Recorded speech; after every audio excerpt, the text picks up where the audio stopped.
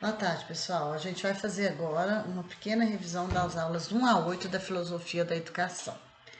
Inicialmente, a gente precisa fazer um pequeno apanhado do que é a filosofia, do que vem a ser filosofia. Filosofia, ela é uma ciência da busca do conhecimento, né?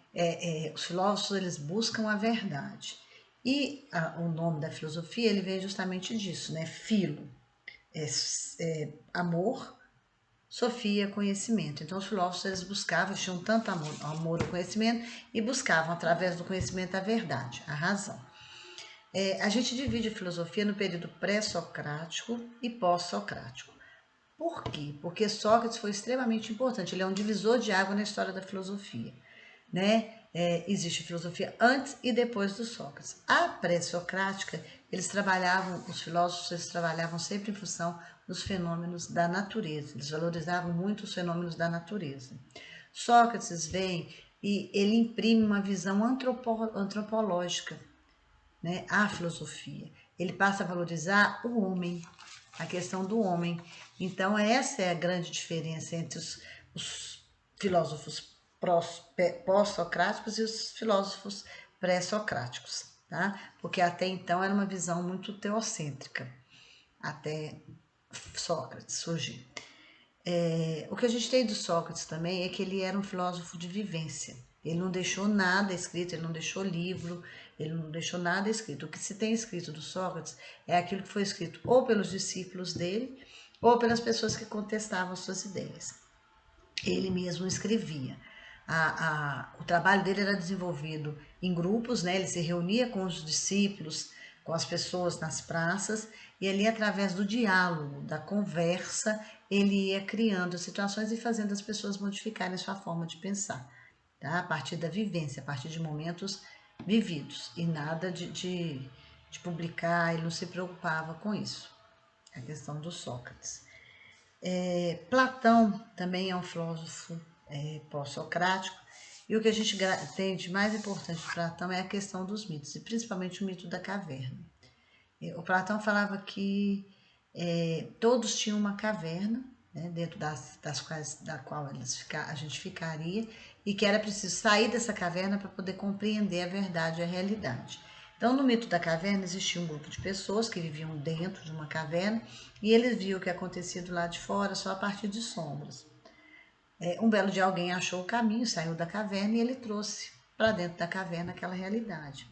Só que quem estava lá, tão acostumado a ver só as sombras, não acreditou no que era dito. E Platão falava que a gente tinha que se desvestir, se despir dessa visão de sombras para poder ver a verdade, compreender a verdade. E até hoje a gente existe em mitos, né? A gente existe cavernas. Se a gente for pensar nessa época, as cavernas podem ser uma televisão, pode ser uma rede social, que é aquilo que tampa a nossa visão, a realidade que está ali exposta. Na Idade Média, a Igreja Católica era muito forte, muito poderosa. E o que prevaleceu em termos de filosofia na Idade Média foi a escolástica. A escolástica foi um movimento da Igreja Cristã Católica, porque para convencer as pessoas de que a religião, seguir aquela religião era importante. Porque chegou um momento que ela falou assim, gente, não dá mais para ficar impondo só. Então, numa tentativa de converter as pessoas através do convencimento, ela reuniu vários padres e esses padres criaram vários textos que foram compor a escolástica, que era a filosofia que era mais aceita na época da Idade Média. A gente tem grandes pensadores dessa época, a gente tem Santo Agostinho e tem São Tomás de Aquino. Né? Para Santo Agostinho, o conhecimento era uma coisa divina, você tinha que pensar na questão religiosa sempre. E o São Tomás de Aquino, ele tinha uma fala interessante para a questão do governo, né, assim, de governar. Ele falava assim que a sociedade, ela tinha que se unir sempre em função de um bem comum. E que o bom governante seria aquele governante que conseguiria trabalhar para o bem comum, para a coletividade. A gente escuta falar muito assim, estou pensando na vida, estou filosofando. Não. Filosofia é um movimento que requer, assim, primeiro uma dúvida, depois uma análise criteriosa dos fatos, das situações que estão acontecendo, para finalmente se chegar a uma resposta ou a verdade que está procurando. Então, o simples pensar por pensar não é filosofia. A filosofia ela existe a partir da dúvida, da análise criteriosa e, finalmente, de um resultado que se produz. Nesse caminho da filosofia, a gente tem o Rousseau, que a gente já falou dele em outras situações. Né? O Rousseau ele tem pensamentos que são muito interessantes, principalmente na área da educação. Então, assim, inicialmente, um pensamento importante dele é direcionado à questão da criança, porque até então, até a Idade Média, a criança não era um ser valorizado. A criança era considerada um ser, assim, um adulto em miniatura, até o próprio vestir, né? As pessoas vestiam as crianças como adulto, conversavam com elas como adulto, criavam situações de adulto na frente das crianças. Então, o Rousseau ele vem com uma proposta diferente. O Rousseau ele fala o seguinte, que a criança é uma etapa da vida que tem características muito específicas e que, como tal, elas devem ser respeitadas. Foi a primeira vez que se falou em observar a criança como criança. Ele diz ainda que a gente precisa fazer o seguinte, educar essa criança para se tornar um adulto, sim, prepará-lo para ser um adulto, mas que enquanto ele for criança, ele tem que ser feliz. E o Rousseau também, é importante frisar dele a questão do contrato social. No contrato social ele dizia o seguinte, que ao assinar um contrato, que ele chama com a sociedade, o indivíduo abre mão da sua liberdade individual. E quando ele abre mão da sua liberdade individual, ele se torna verdadeiramente livre e encontra a cidadania. Então, abrindo mão do que é individual, o ser humano consegue a cidadania, na fala do Rousseau. Um outro filósofo, que já é mais moderno, é o Hegel. É um filósofo alemão e ele tinha uma fala que era a seguinte. Ele dizia que a realidade ela não era estática. Ela não era estática, ela apresentava momentos, né? Momentos que iam e que vinham, e que ela era dialética. E que para a gente compreender essa realidade dialética, a gente tinha que pensar de forma dialética também. Então ele falava o seguinte, que toda a realidade ela é um constante devir, ele usava esse termo, né? Um momento prepara o próximo que vai acontecer. Mas para que o próximo possa acontecer, esse anterior tem que se encerrar, tem que ser negado, tem que ser negado.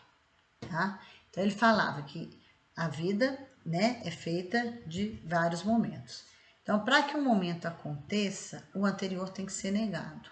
Então, eu tenho um momento, eu nego esse e o outro se inicia.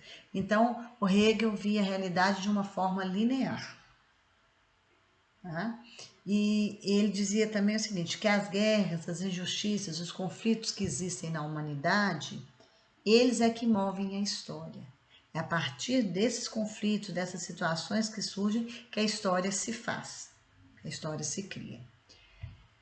E a dialética, como ele dizia, que a realidade era dialética e que a gente precisava pensar de forma dialética para compreender, ele criou uma dialética hegeliana, né, dele, que dizia o seguinte, a gente teria 3 momentos. A gente teria a tese, que é quando eu afirmo uma situação.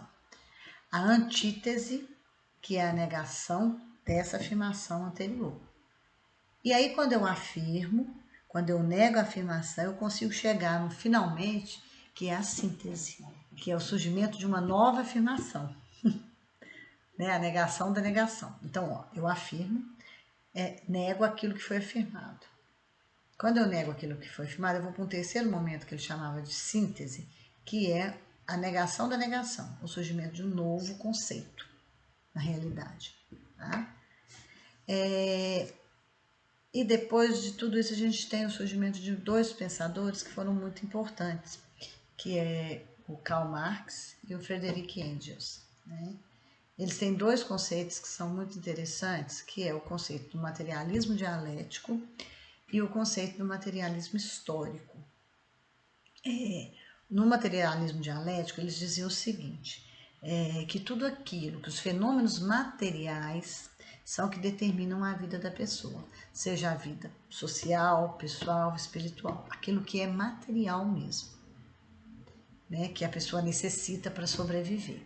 E o materialismo histórico, que para eles a história não é linear, a história é cíclica, né? Ela não se faz assim, com grandes heróis, com grandes comemorações, com datas comemorativas. Para o Marx e para o Engels, né, principalmente Marx, a história se faz a partir da luta de classes. A partir do momento em que o oprimido, que é quem ele chamava o proletário, entra em conflito com a classe dominante, que é a classe dos donos dos meios de produção, que exploraria esse proletariado. Então é a partir daí que a história se faz, a partir da luta de classes, tá? E para eles a história é um processo que depende profundamente das relações sociais e das relações humanas. Então, enquanto que para Hegel a história ela é linear, né? Um momento se encerra, é negado para que o outro se inicie. Para Marx e Engels, a história ela é cíclica, porque ela se faz nas relações entre as pessoas, entre os próprios momentos históricos. É assim que funciona, né? Isso é um pouquinho das aulas 1 a 8, um apanhado do conteúdo.